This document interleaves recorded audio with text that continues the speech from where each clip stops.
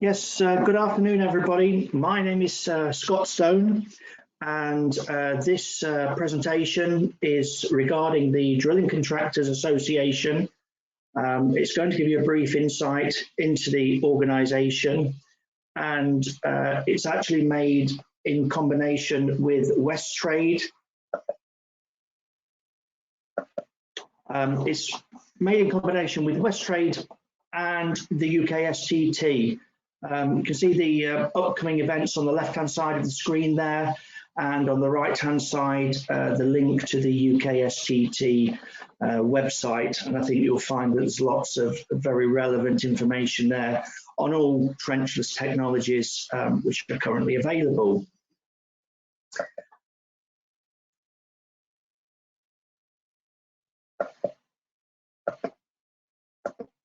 Right, just to give you a little brief introduction about myself. My name is Scott Stone, and my journey in the Hcd industry started back in 1988, approximately 4 years after the first rig came over from the States, which was actually operated by my father. Predominantly, I've been working on large-scale drilling rigs, and I've got a general good experience with all aspects of HCD, from surveying, drilling, project management, and engineering.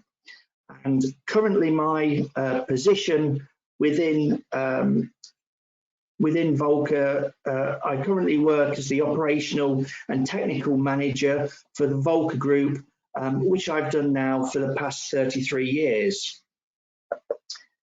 So to give you an insight in the DCA, basically the DCA was founded in 1994 by a number of HCD contractors who first started this method of installation, and the purpose of the DCA was to support, promote and further develop HCD technology and practices.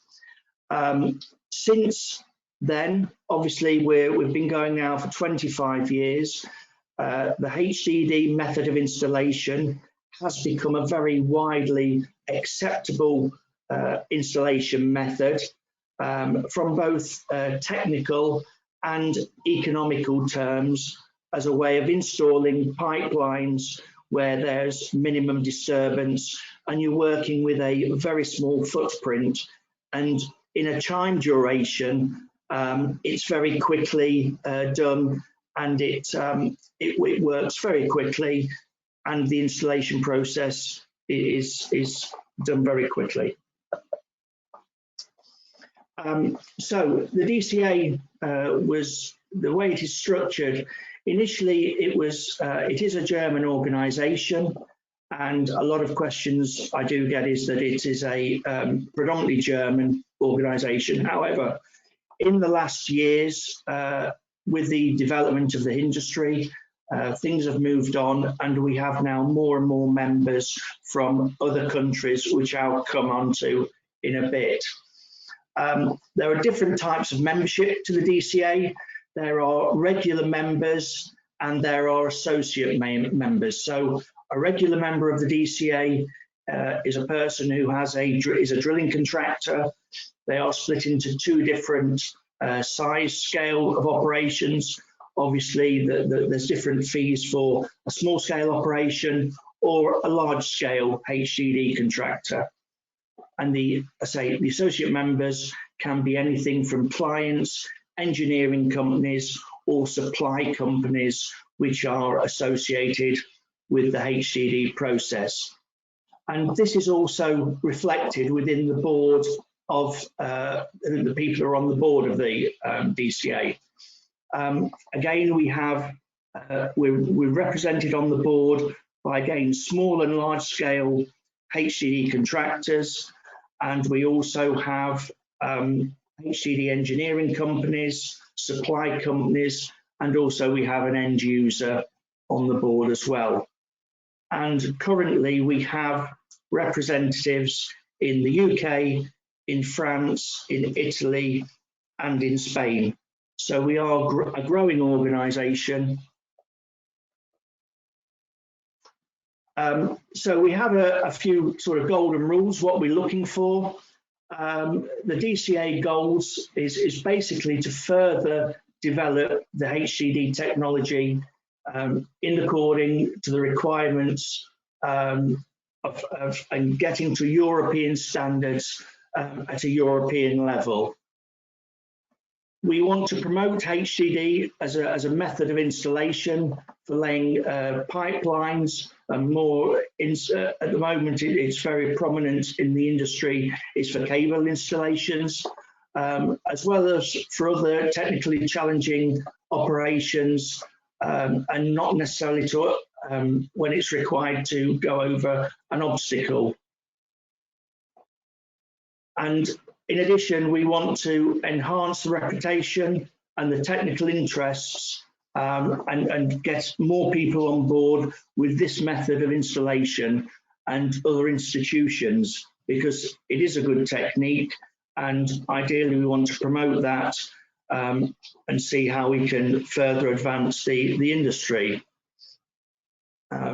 And we believe by offering a platform for constant exchange of information and experiences, these interactions can only basically improve the Hcd industry moving forward.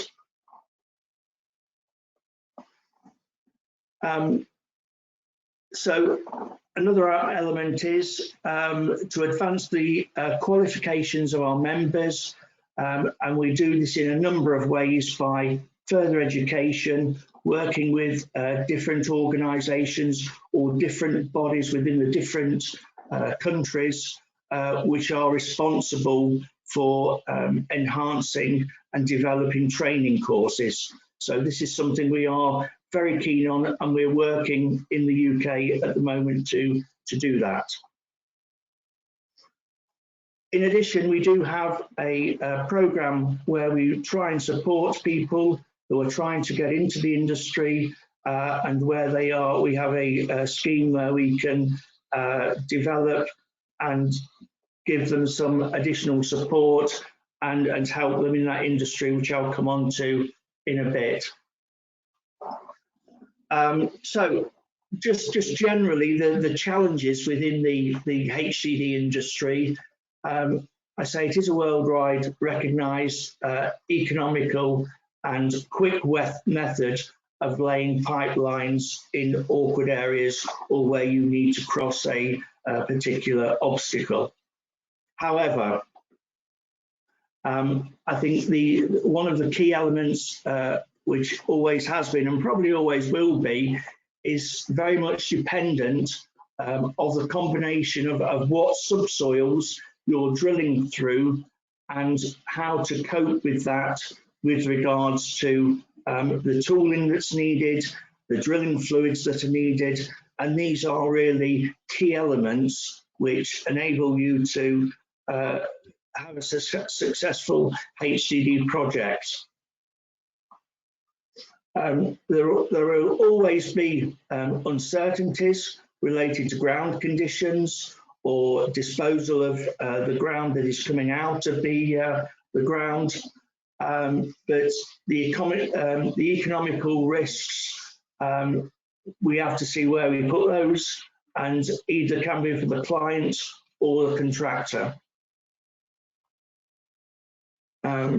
There are other trenchless technologies which have some advantages, although the Hcd industry with regards to navigation has improved over the last 5 to 10 years, and the main obstacle for Hcd probably is and always will be difficult soil conditions, which there are some ways of overcoming that.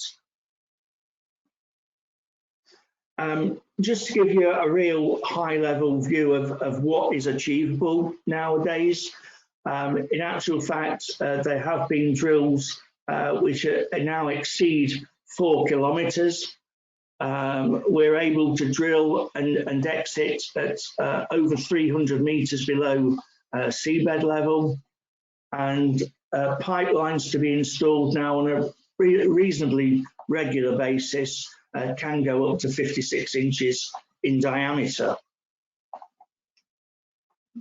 So the opportunities, as we've said, under normal circumstances, Hcd is a reliable and predictable method of installation.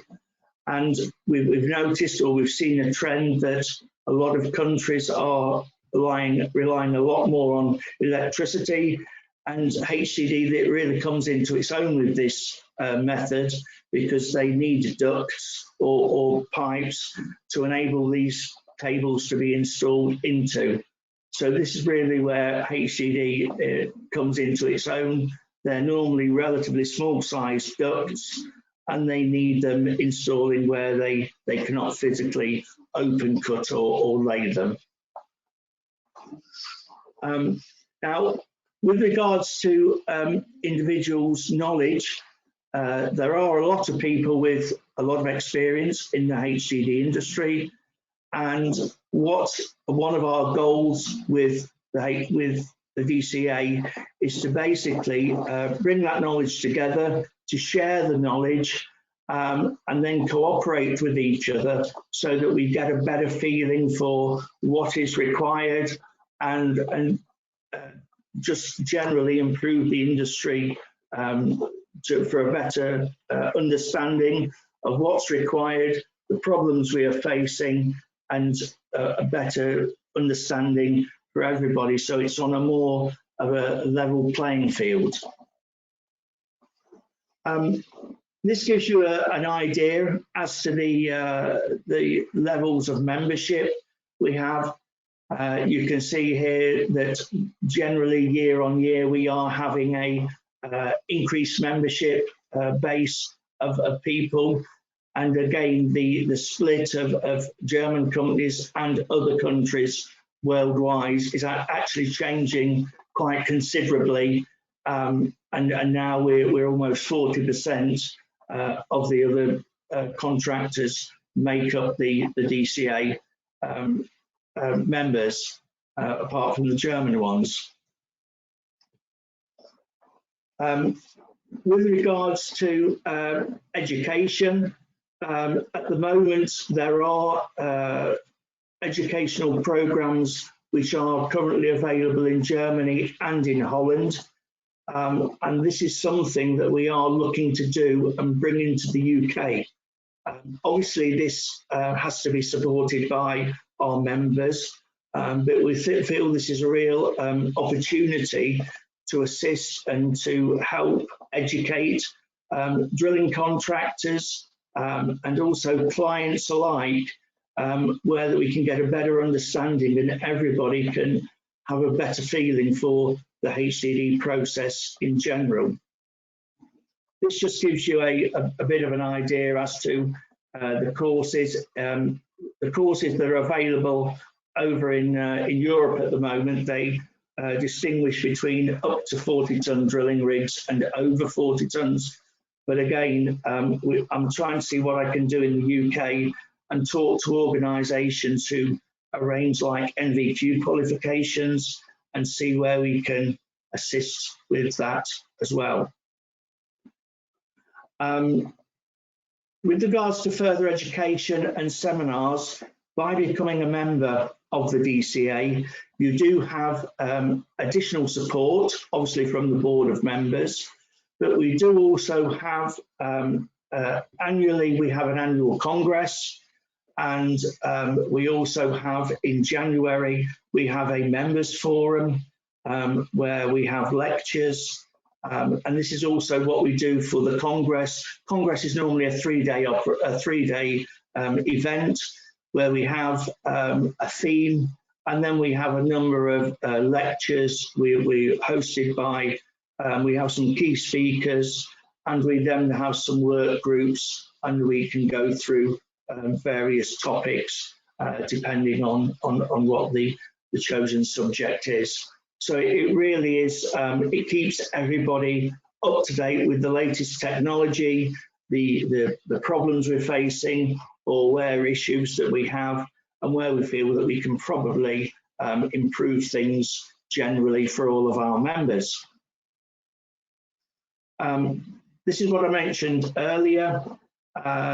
We do have this sponsorship award to support and new generation university graduates who are interested in developing something within the Hcd industry. This gives you an idea that there have been previous winners of it, and again they've written papers on varying topics, but the main theme being around the Hcd industry and requirements, really. With regards to what else we do within the DCA, we have a number of task groups, and we have had these task groups that we have a number of board members that look at different aspects of the Hcd operations, and we delve a little bit more into the detail as to what the problems are, what can we do to improve things, and where things can go to move the industry on in a better direction. So we've looked at things like soil conditions, the technical guidelines I'll come on to on the next slide, but obviously bending radius is important things from a build-up of the project, a bill of quantities, we've done a task group on that, safety aspect, again, technical and legal contract conditions, always very important, safety aspects, and other elements. So in addition to our normal day-to-day things, we also delve into some topics. Now, I think one of the key elements of the DCA is the technical guidelines. The technical guidelines give a concise overview as to what is possible, or it breaks down the Hcd process from the very first early engagement right the way through the planning and the preparation and through to execution. And I think nowadays these are very important, because I think what I personally have seen over the years that you get clients who, for example, that sometimes they're not familiar with the process, and these can give a real good insight to the clients and gives them some confidence as to what they are looking for to get and to achieve. And also it helps us as a contractor, because we're working to the same sort of rules. So this gives you a very good basis of when you're looking at a project, that you can use these guidelines to go from the planning stage through to the execution and delivering the project successfully and safely. Again, these guidelines are available to purchase, but I think the main thing is with them is that everybody is aligned and everybody is knowing what their expectations are from the client to the contractor, because when some people are unfamiliar with the technique, a lot of the time they request information that probably isn't relevant. So this really drills down into it as to what's needed, what should be supplied to have a successful project. With regards to going into a little bit more detail on the task groups, we've had a task group which has looked at mud and cuttings disposal. Things have changed quite a lot in recent years with regards to disposal of drilling fluid, which is a big part of the project. So we've looked at possibilities and ways to reduce that waste, or how you can best dispose of it. And again, this has been something that has been captured in addition to the guidelines. So basically you've got the guidelines, and then this is just an add-in section, a report on what we've found, and we've seen what we can do to ease that process for people to see how they can move forward. Another one which is currently ongoing is coating quality. Again, this is not something which is a major issue on the PE ducts that we're installing on a regular basis nowadays. This is more for your steel pipelines when you are putting a specific coating on it. And again, we've done some analysation into the coatings which are available, testing methods, applicable standards, and again, we've gone into the drilling parameters and given some further advice on that. So that was the second one. Again, coming back to the technical guidelines. Technical guidelines are always changing. So what we've done is at the minute we're in the 4th edition. At the minute we are finalising the 5th edition at the moment.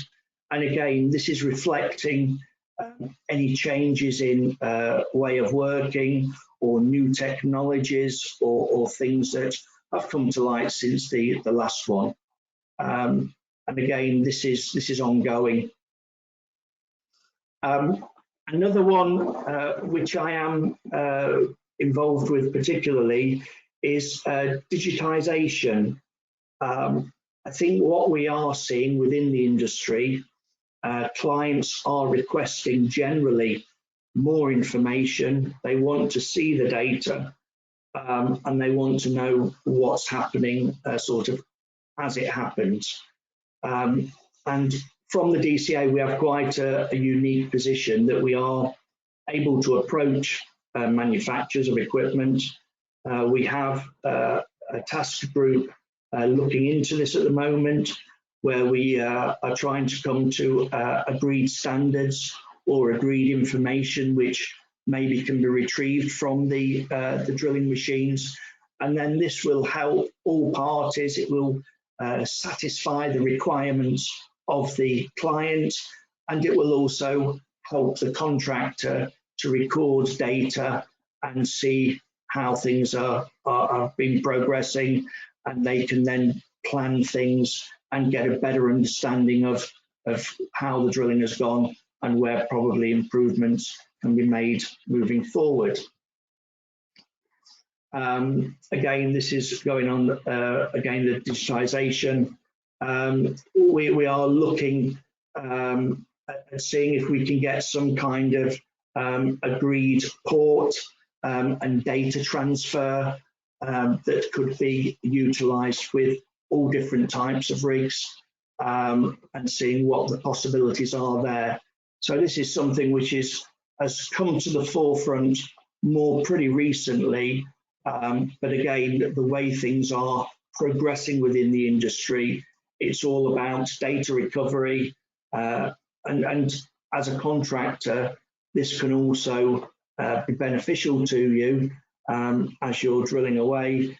If you hit a changing ground formation, it can easily be seen with, for example, the increasing pushing force or rotational torque or other drilling parameters.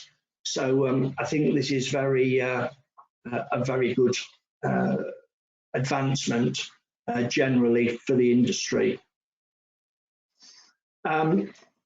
Quality, as I've said before, quality and safety is always a top priority.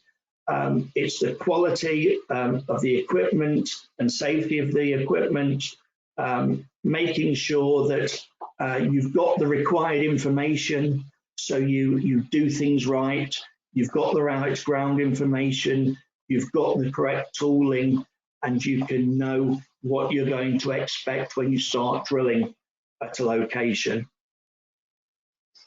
Other things on the left there, obviously these drilling rigs predominantly need to be anchored down to the ground.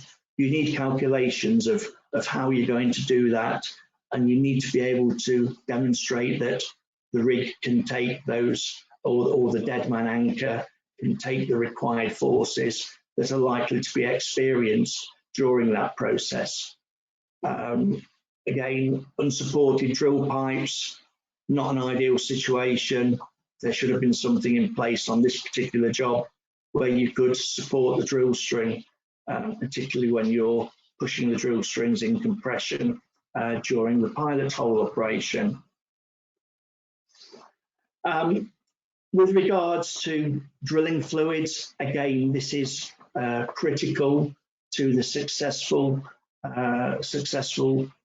completion of a project.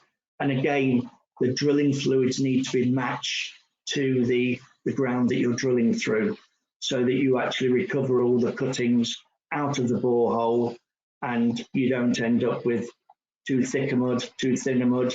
You need it matching to make sure that you get out what you want to get out, which is predominantly most of the time replacing the ground and recovering the ground and replacing it with drilling fluid. So you just have drilling fluid in the ground. Again, checking of equipment, making sure that all the conditions are right. You've got to make sure that everything is checked, because you don't realise it, even on some of these smaller machines, they can pull 15, 20, 30 upwards tons. So they are very capable machines, even on the smaller size. Making sure equipment is controlled regularly, although it may look okay, there may be some hairline fractures within the equipment, and these are the things that need to be tested. This gives you a bit of an idea of a small drilling rig. You can see where the red arrow is on the right. A drilling rig is working there sort of remotely behind the hoarding. It's drilling across an intersection out to a parking lot, and there's virtually nobody there. They're probably not unsure on the drilling path they're going to. And then this is, you can just see that nobody was even aware what they were doing. I'll just play you this for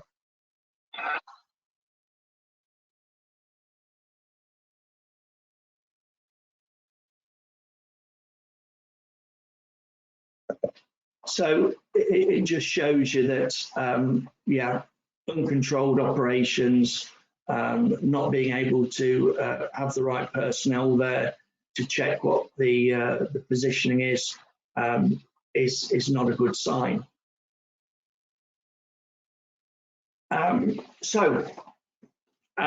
With regards to events, training, and participation from our members, at the moment, like I've said, there are courses in Germany and in the Netherlands which you can go to.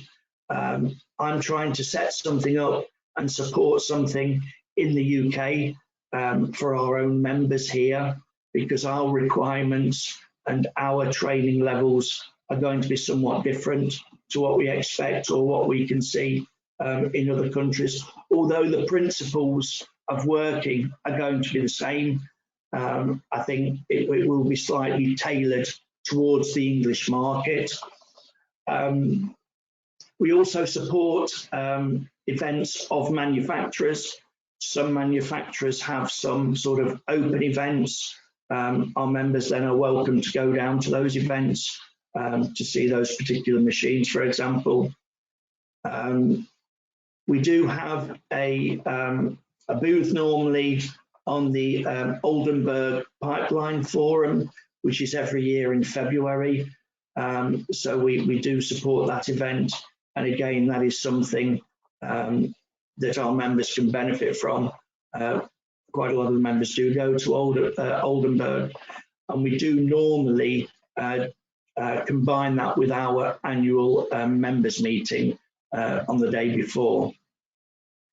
As I've said, we do have this annual congress, where we do have yearly a theme, which we then try and arrange seminars and work groups around that, where we can have open discussions with our members and see what we have found out about the particular topic.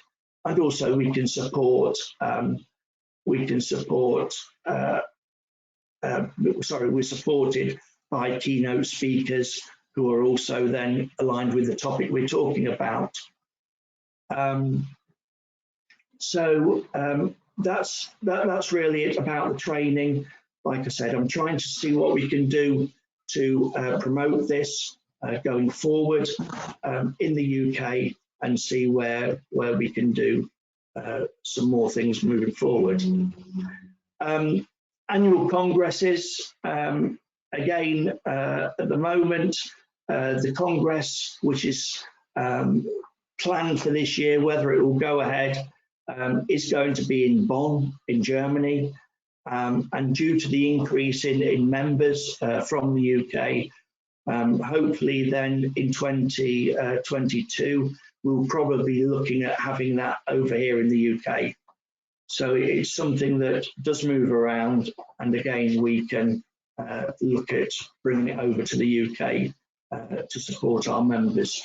The other thing is when you go to these congresses, we always have either it will be in English or German, but there is also a simultaneous translation. So even if there is a keynote speaker in German, basically it will be translated so you can hear the conversation. So to give you an idea of membership fees, again, we've said that there are two types of members. There are associate members and regular members. And again, it's really dependent upon the size of your operation, if you're a regular member, and these fees are noted here. But I say, if anybody wants any more additional information on this, then I can always give you some support on that. I've just put a few photos now just to give you an idea of what's possible with HCD. One of the options is that always with HCD, you want to try and ensure that you can string the pipes, normally one continuous length. So even if you feel that, yes, a drilling is possible, you may have issues with the stringing options. There are multiple options available, and this is just an example. The waterway had to be kept open, but again, it still facilitated a HCD to be installed on this location. This is another project where, and this was a few years ago now, and this is where the method of installation has improved somewhat.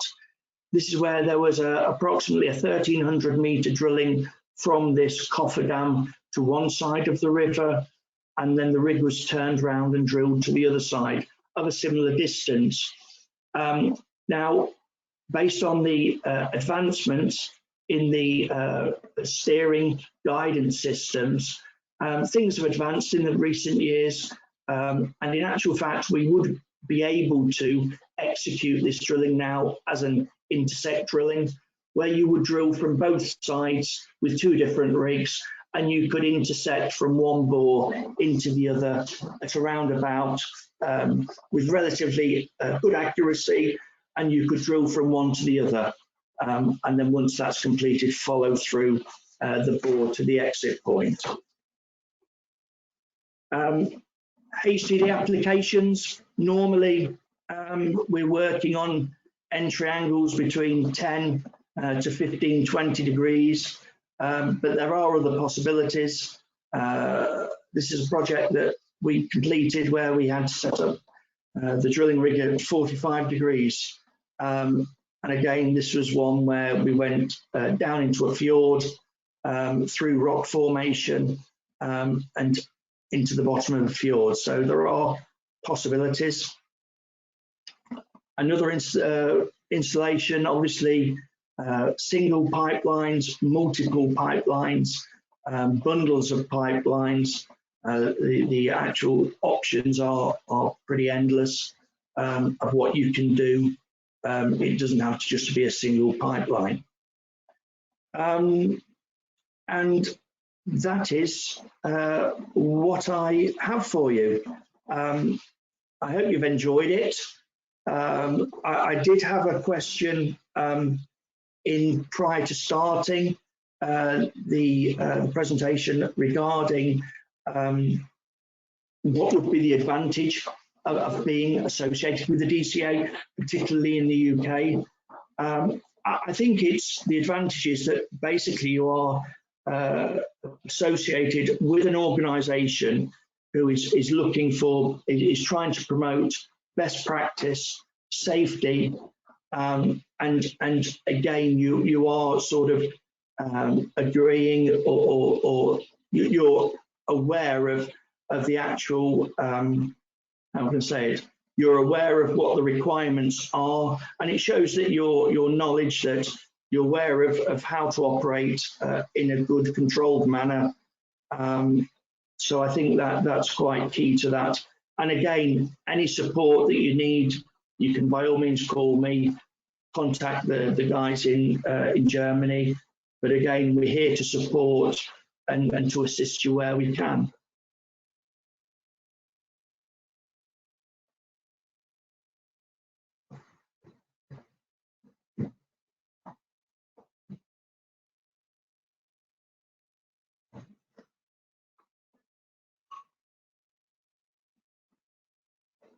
I'm just trying to see if there's any questions at the moment.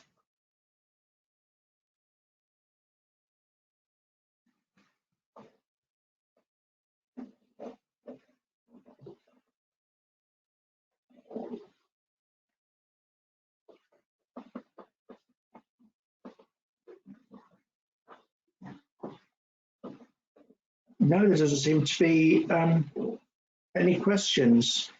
Alice, are you there?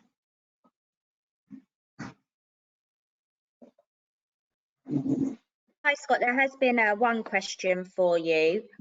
Yes. And that is, when you become a member, how do you access the technical guidelines? And that is from Scott Williams. Right. At the moment, the technical guidelines are printed versions. We're looking at how we're going to do that for the 5th edition. So what happens is when you become a member, you get the guidelines at a reduced rate. So they are printed and they're just sent out to you. And basically, again, we're still in discussions as to what we're going to do with the next version, whether that will be a downloadable copy or we're still developing that at the moment. Okay, there's another question from Liam Edwards. I think it's more of just a statement. Tulsa UK can support a UK mud course if required, Scott. We are looking into this independently, so supporting the DCA would be good. Yes, yeah, that would be very good because there are mud courses in Holland that we can go to, but yes, that would be good. If you can get in contact with me, then we can see what we can do. That would be great. Okay, the next one is from Tom Sangster, and he says, how does Hcd deal with granular soil? With regards to granular soils, obviously Hcd does have its limitations. However, sands, granular soils like sands are no particular issue. The drilling fluid, the drilling mud can be adjusted to make sure we can keep an open borehole within a sand formation. There has been some other developments with respect to biogrout, where you can actually inject the ground with some biological grout, and then leave it for a couple of weeks, and then that will make it more stable. And we've also, there is another method of basically injecting into the ground. If you've got your given trajectory where you've got a particular layer which is unfavourable for HCD, you could actually inject like a grout into this formation to stabilise it. So although grout, stony, rocky formations are not ideal, there are things that you can do to help them.